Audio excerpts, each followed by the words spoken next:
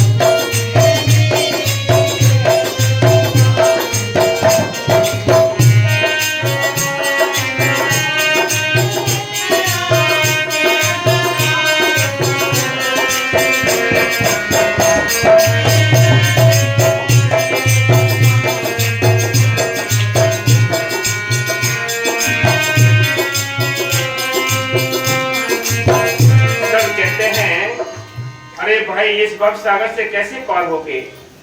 इसकी लंबाई चौड़ाई का कोई पता नहीं है। कितनी रूहें नरकों में धक्के खाती हैं, कितने गोते खाती हैं नरकों में, कितने कितने प्रकार के नरक है जिनमें हर एक दुनिया में यानी भोग भोगने पड़ते हैं, नरकों में धक्के खाने पड़ते हैं, गोते खाने पड़ते हैं। इसका कोई आर पार नहीं। इसलिए संत कहते हैं, वो बार बार समझाने की कोशिश करते हैं, इंसान ये मनुष्य जीवन मिला है, ये हीरा जन्म मिला है, आज 84 लाख दुनिया में सबसे अव्वल जीवन मिला है, एक मनुष्य तन मिला है। आज इस मौके का फायदा उठाओ, मौके के संतों से नाम लेकर नाम का अभ्यास करके अंदर जाने की कोशिश करो। वो मालिक अंदर बैठा है, बाहर नहीं है घट में सूजत नहीं, लानत ऐसी जिंद तुलसी या संसार को भयो मोतिया बिंद, कि मालिक अंदर बैठा है, हम उसकी तलाश बाहर करते हैं। इसलिए संतों ने कहा है, करो करो कल का भरोसा ना करो। इसलिए माल की मैं से ये भव सागर बहुत बड़ा है, ये नरकों का यहाँ सारा मतलब हाल संतों ने बताया है कि किस किस तरह के नरकों को भोगना पड़ता है। अरे यहाँ तो मैं 84 के जेल खाने से निकाल, भजन सुमरण कर लो, अपने घर चलने की तैयारी करो। अगर नहीं करे तो ये 84 में धक्के खाने पड़ेंगे। संतों ने लिखा है कि लग 84 खत्म हुई ना, कोट उचार गए, नाक में दम आ गया, मरते मरते हार गए। रोज मरना रोज जीना, ये सिलसिला समाप्त नहीं होता। इसलिए संत कहते हैं ये काम केवल इस मनुष्य जीवन के अंदर हो सकता है। और क्या? अरे भविष्य ने अगम है नीर, कैसे पार करोगे?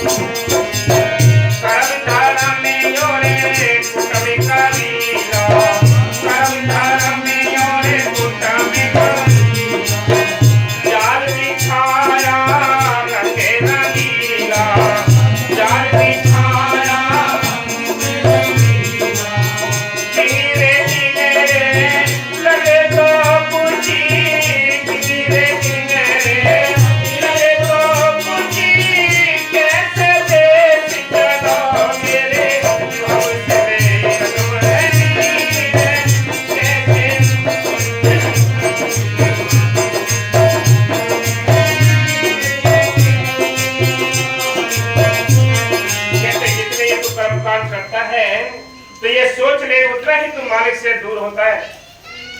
मालिक के नजदीक जाने के लिए तो एक ही रास्ता पहले संतों ने बताया है, आज भी वही रास्ता है, आगे भी वही रहेगा।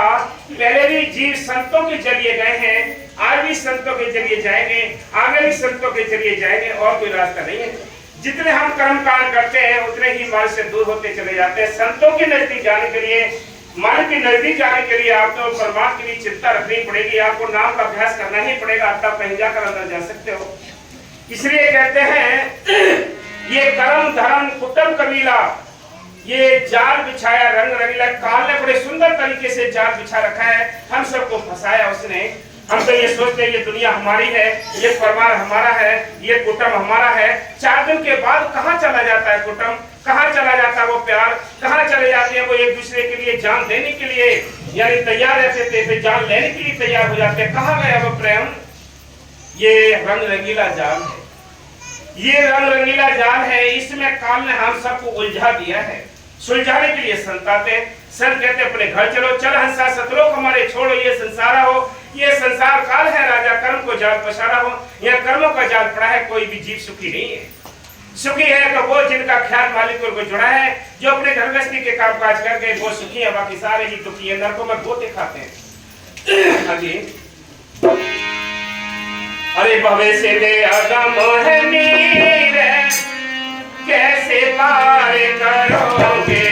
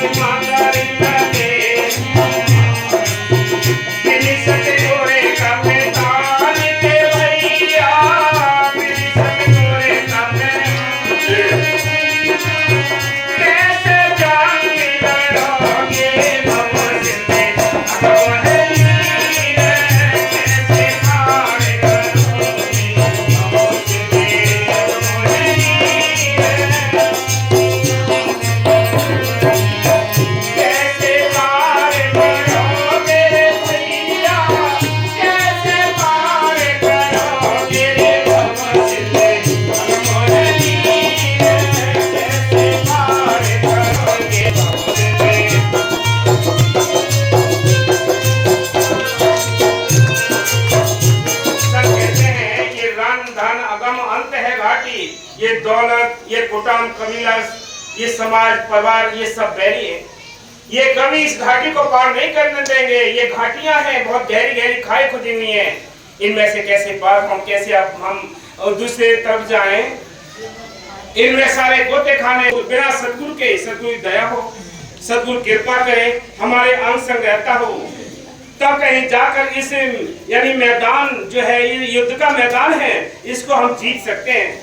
इसे भी संतों ने लिखा है कि साधो भाई बन जाओ वीर लड़ाका, जमने मार जीत जाओ युद्ध ने, फिर करो ज्ञान जड़ाका। के पहले कि ये दुनिया से जीतो तब आप ज्ञान के जड़ाके को जीत सकते हो। इसलिए संत कहते हैं कि इंसान आखिरी दबाव मस्ता लिखा है कि संघर्ष करना है, अभी टाइम तक आपका संघर्ष ही भजन है। जितना संघर्ष करोगे उतना ही भजन बनेगा आपका। इसलिए संत कहते हैं मुकाबला करना ही भजन है। और क्या कहरा देश में नाम से मारे ले, कहरा देश में नाम से मारे ले, उनकी मूरत किसमें धरे ले, उनकी मूरत सूरत सावध सने ओए मिलाने, हाँ सूरत सावध सने ओए मिलाने, हाँ जब तुम दरसी करो तेरे हम से अगम है नीर,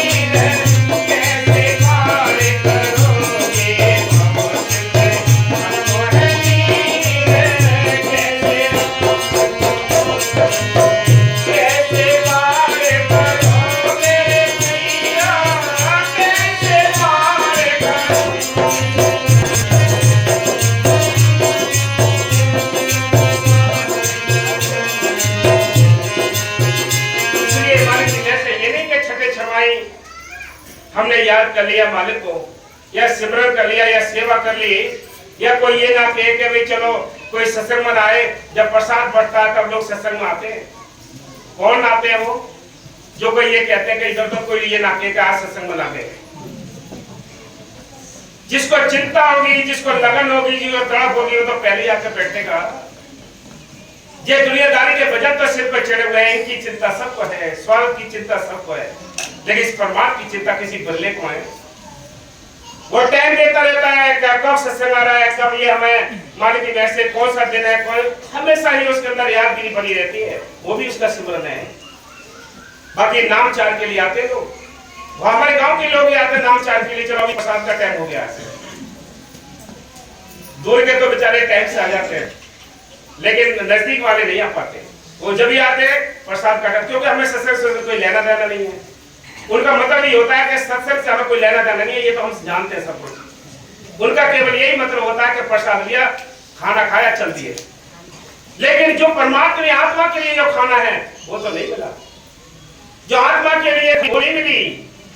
इसलिए सब कहते हैं धोखे में सारा उम्र जा रही है, सारा टाइम ये गुजर रहा है धोखे में, क्या साथ ले जाओगे? तुम ये अपने आप को समझदार समझते हो, समझदार नहीं हो, तो महामूर्ख हो। इसलिए संत कहते हैं ये समय देख लो कैसा तुम्हारे हाथ से जा रहा है, तार तुम्हारे हाथ से ही छीन रहा है, ये हीरा सी स्वर्ण से छीन रहा है, वो पूंजी तुम्हारी कीमती है, इसको छीन रहा है वो। और क्या छिनवाओगे? और क्या करोगे? डकैती में पैसे तो डालेंगे नहीं वो। अरे तुम्हें तुम्हारा सत्संग छीन लिया उसने, तुम्हारी सेवा छीन ली उसने, तुम्हारा सिमरन छीन लिया, संतों के दर्शन छीन लिए, और क्या छिनवाओगे? और कुछ बाकी है? इसलिए संत कहते हैं ये काल सबके सिर पर मंडराता है। कहता है अभी तो बहुत टाइम में चलेंगे, अभी 4 बजे चलेंगे, प्रसाद 4 बजे उठता है, तो ये छोड़ दो। इसलिए संत कहते हैं ऐसे जीव गोता खाएंगे, आज भी और कल भी खाएंगे। अपने आप को होशियार तो समझते हैं, लेकिन गोता खाना है उनको, रुक नहीं सकते। हाँ जी।